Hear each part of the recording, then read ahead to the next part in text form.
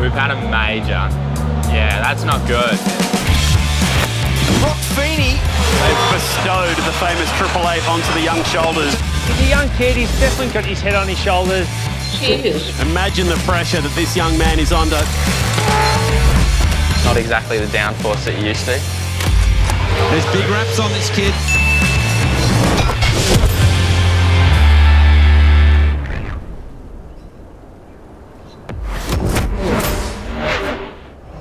Hey guys, we've just wrapped up day one here at Townsville. A couple of practice sessions heading up.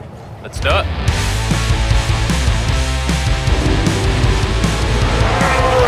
It's generally a happy hunting ground here at Townsville, but anything that's happened in the past doesn't guarantee anything this weekend or into the future.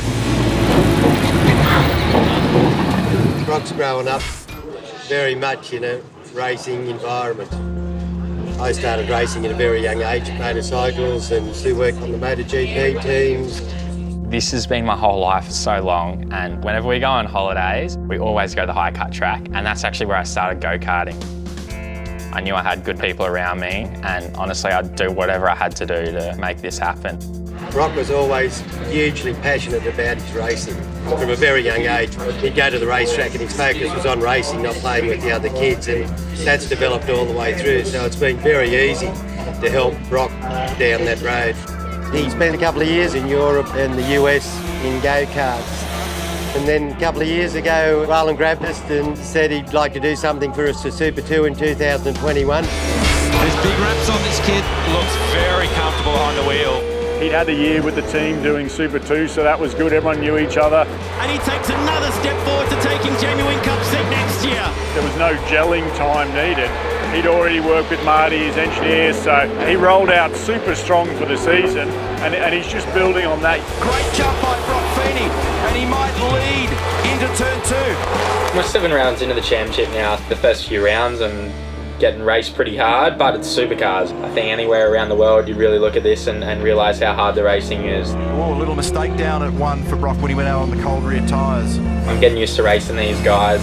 I'm 6th in the championship, so got my eyes set on that top 5. He's been super consistent, always fighting in that top 10, and yeah, he's doing a great job just learning every round, and we're just going to keep improving and keep doing what he's doing. In third place for Red Bull and Pole Racing, Brock Feeney. He's sort of stamping his place and his right to be there in the main game. There's other drivers on track who like a bit of biff and barge, more so than required because he's a rookie. But he definitely holds his own, and he's getting better at all those situations.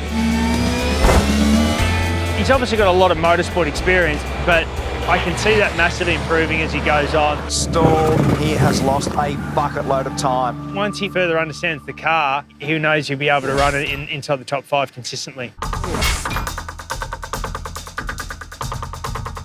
Day 2 here in Townsville, so it's qualifying and first race today. We got about 45 minutes before the first qualifying session, then a shootout, then the 250k races. So yeah, hopefully it's a good day ahead of us. There you go. Yeah, we've had practice yesterday, and now we come in race day. So the beauty of it though is Brock's been here before in lower categories, and of course Super 2 last year. So he's done laps, he knows the circuit. It's just a matter of dialing in and getting the most out of the car come qualifying in very, very shortly. Brock Feeney, calibre 88, the Holden Commodore, has filled the shoes of Jamie Whincup in 2022. He's technically a rookie here, but he was very strong in the Dunlop Series last year. Now, what does it look like coming out of the final corner? Last sector was very good. So much I have Jack Reeves. Yeah, I'm overshooting 11 a little bit. Get better. Hey buddy, how are you?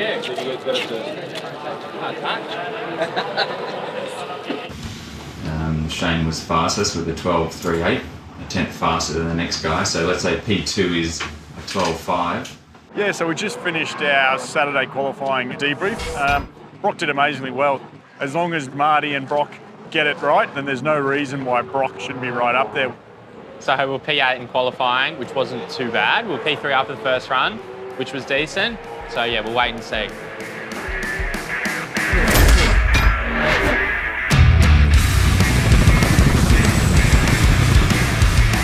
All the ingredients are ready for a terrific race. Can they fire back again today against Van Gisbergen? Gisbergen, and Davison already delivers a hammer blow.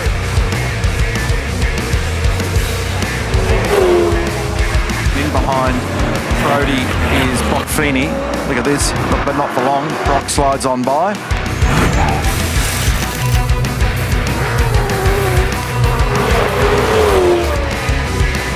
And Shane Van Gisbergen gets to the checkered flag and makes it victory number 10 for 22. Good job, mate. Nice work. Overall, the race wasn't too bad. Come home P7 in the end, but I got put into the fence on the first lap and was pretty worried about the car. I thought Brock did a good job today. He qualified 8th, and we actually put the pressure on him a little bit. We held him out on the first stint and then the second stint, which meant he lost a lot of track position but had better tyres. So we gave him the responsibility to go hard at the end, and he did a great job. Passed 2 or 3 cars and finished 7th, so one better than qualifying. There was a lot of me that thought I was going in. Good job.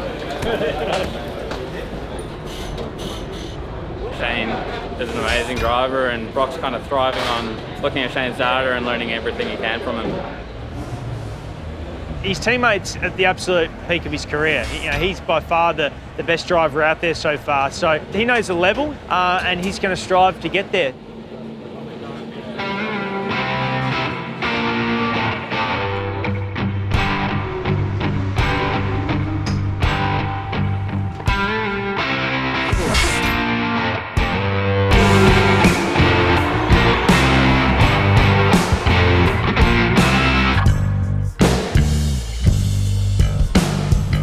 Hey mate, how are you?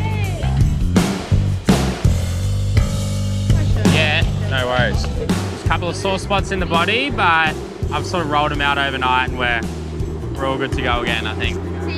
Got a lot for us to look at, especially overnight, and not only figure out in the race, but qualifying as well, how to move up the grid.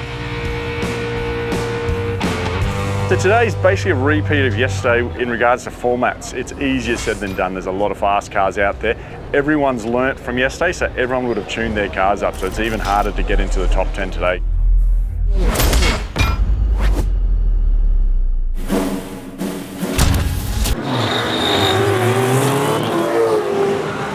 We are going to set the grid, trying to determine who's in and who's out.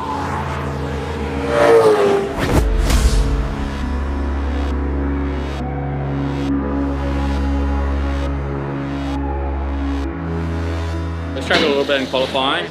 We found a broken roll bar after, so I think that was some of the reason. Starting P11 today, it's going to be a long hot race. Yeah, work our way forward.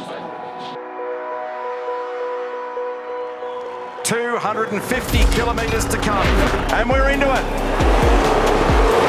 Nice little battle going on here at the moment between Slade and Feeney, 7th and 8th here, and this might be about to switch around. Tim can see him, gives him space, and Brock rocks on by. Nice pass. Both cooperated well there. Yeah, no, we're going right. So far, so good. We're over halfway. Brock's doing a really good job. Brock's coming hard, so hopefully Brock doesn't cook those tyres. He's going pretty quick. He's got his act together beautifully now, and here's Shane Van Gisbergen.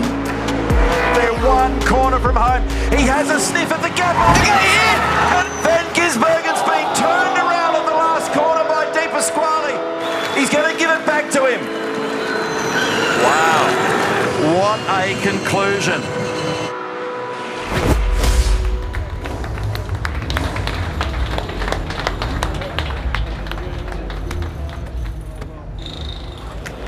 Brock had a solid race, started 11th and moved up to 6th, so really good recovery from quali.